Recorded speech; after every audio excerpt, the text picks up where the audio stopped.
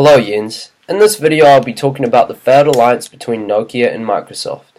This was in 2013 where Microsoft acquired the Devices and Services division of Nokia, aiming to combine Nokia's knowledge of mobile devices with their own newly developed software in order to capitalize on the massive emergence of smartphones.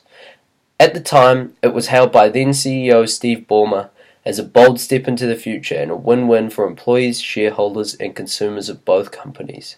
But now looking back, we see it for what it is, a massive failure. Nokia is a Finnish company which focuses mainly on three things: telecommunications, IT and consumer electronics. For a time it was easily the largest worldwide vendor of mobile phones. When you think of smartphones, you usually think about iPhone and Samsung, but for a long time Nokia ruled the budding smartphone market. In 2007, they had a 51% market share of the smartphone industry, which then dropped to 3.1% in 2013. It was apparent something was wrong. Many believed their fall from grace was related to their use of the Symbian software.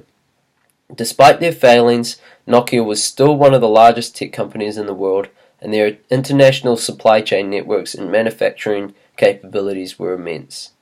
Nokia has had success in their previous mergers, for example with Siemens to create NSN, a telecommunications network company which was very successful.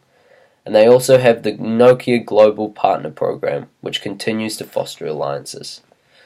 Microsoft is one of the biggest and most recognizable tech companies in the world. They focus on creating software and IT systems, and at the time of this alliance were aiming to enter and capitalize on the smartphone market. Before this alliance, smartphones which used Microsoft's operating system accounted for around 3% of the market, and they were hoping their alliance with Nokia would increase this. Microsoft have a history of many alliances over the years, with many of them being built upon the other party providing a platform or hardware, and Microsoft providing the software, capital, or marketing. For example, they have alliances with many different types of businesses such as BDO, Rackspace, and Facebook. This alliance came in the form of Microsoft acquiring a division of Nokia, and due to these being very large publicly owned companies, the objectives of the alliance are well documented. Nokia was losing market share fast. They needed finance and marketing resources in order to reinvent their brand and to stay relevant, while Microsoft, on the other hand, needed a vessel for their Windows mobile operating system.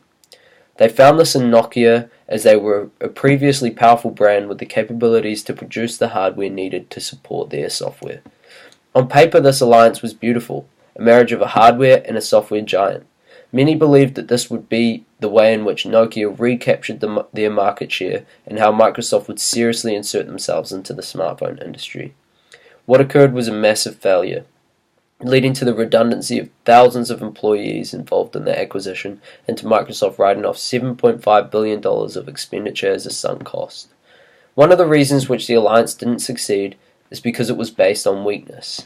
Each company is massively successful in its own right, but in terms of the smartphone industry they were not. Microsoft was struggling to convince phone makers to use their operating system, with many preferring Android, and Nokia was continuing to lose market share because of the average hardware specs and their reliance on another weak operating system called Symbian. Another reason for the failure was the time in which they attempted to enter the market with their combined product. When the Nokia Windows Phone launched, upwards of 90% of the phones in the market utilized either Apple iOS or Android operating systems. These operating systems were trusted and had many users and moderators who could create and troubleshoot apps. With limited users and capital, Microsoft were unable to provide the same level of service and apps that the other operating systems could. Finally, another cited reason is their product strategy was not good. The other operating systems and phone producers had defined pricing strategies, whereas the alliance did not. Each party would have learned a lot from the failed alliance. Nokia's main problem is that they were originally resistant to change. They continued to trust a bad operating system despite losing much of their 50% market cap of the industry in just 6 years. And when they decided to change their strategy, it was too late. Microsoft need to focus on ensuring that they have a defined strategy. They released a large amount of phones with no real aim in terms of customer segments. They just tossed it at a wall to see what would stick. In the end, This alliance is labelled as Microsoft's $10 billion mistake. Before another alliance like this is attempted from them, I would ensure that they aim to be as flexible as they possibly can so that they can discern and capitalize on tech trends early, and also to better understand their market when undergoing large new ventures. Thank you.